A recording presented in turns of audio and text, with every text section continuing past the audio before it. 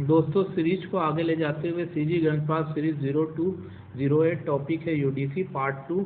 आज UDC complete कर देंगे। पिछले क्लास में हमने यूडीसी का कैसे विकास हुआ, यूडीसी के कितने संस्करण आ चुके हैं, ये सब पढ़ा था।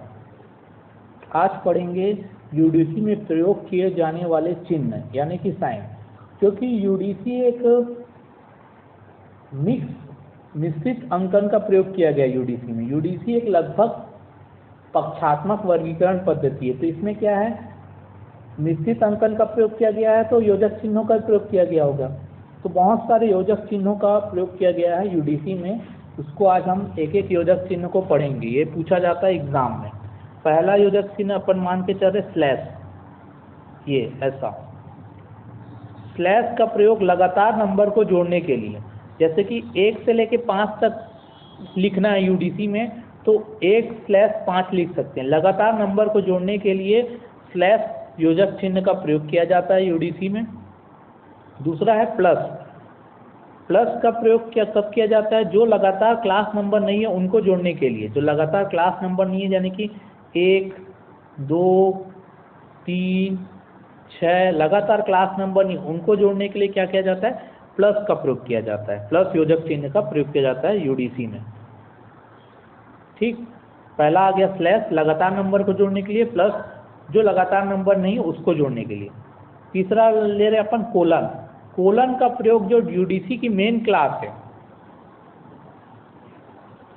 मेन क्लास को जोड़ने के लिए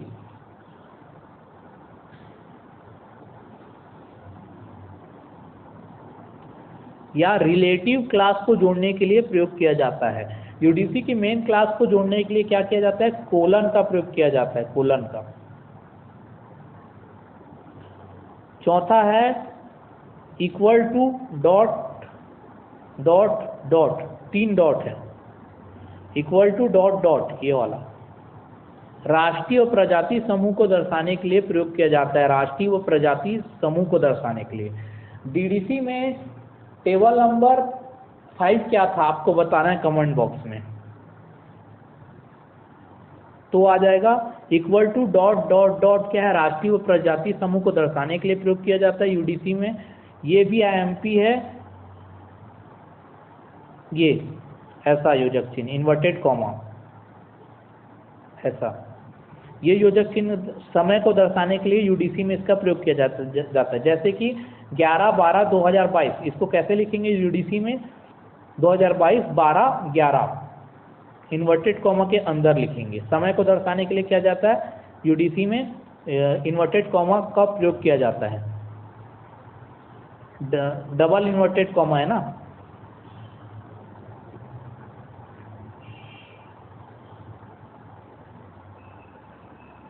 ट्वेंटी सेंचुरी को 19 डबल इन्वर्टेड कॉमा में लिखते हैं। आपको यह याद रखना है कि समय को दर्शाने के लिए इन्वर्टेड कॉमा का उपयोग किया जाता है, और स्लैश को दर्शाने स्लैश योजक चिन्ह का प्रयोग लगातार क्लास नंबर को जोड़ने के लिए किया जाता है। प्लस का प्रयोग जो लगातार क्लास नंबर नहीं होती है उसको जोड़ने के लिए प्लस योजक चिन्ह का प्रयोग किया जाता है। कोलन योजक चिन्ह का प्रयोग मेन क्लास को जोड़ने के लिए, मेन क्लास को रिलेटिव क्लास से जोड़ने के लिए कोलन योजक चिन्ह का प्रयोग किया जाता है। इक्वल टू डॉट डॉट राष्ट्रीय प्रजाति समूह को दर्शाने के लिए इस योजक चिन्ह का प्रयोग किया जाता है। समय को दर्शाने के लिए inverted comma double inverted comma का प्रयोग किया जाता है, ये याद रखना है। ठीक, आगे चलते हैं।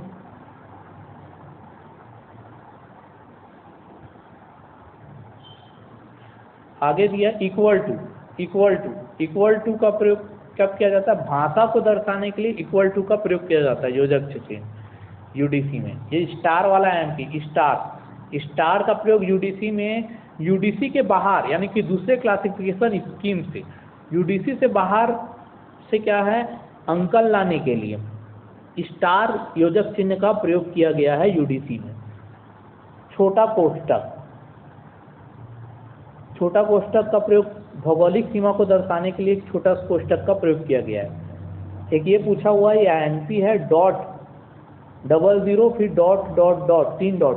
पॉइंट ऑफ व्यू को दर्शाने के लिए इसका प्रयोग किया जाता है। पॉइंट ऑफ व्यू को दर्शाने के लिए प्रयोग किया गया है इसका।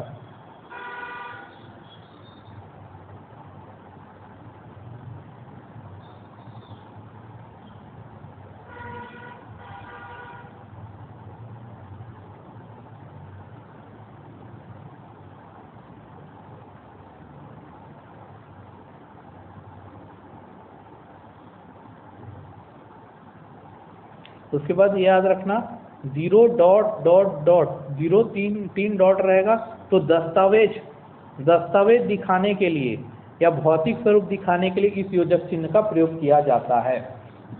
तो इतने योजक चिन्ह यूडीसी के हमें याद होने चाहिए। किस योजक चिन्ह का प्रयोग क्यों किस लिए किया जाता है, ये पूछा जाता है एग्जाम में।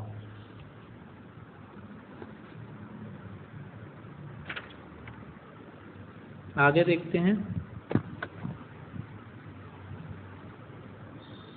यूडीसी में ज्ञान जगत को, यानी कि पूरे ज्ञान जगत को 2 भागों में विभाजित किया गया है। यूडीसी के जो बुक है उसमें ज्ञान जगत को 2 भागों में विभाजित किया गया है। ठीक,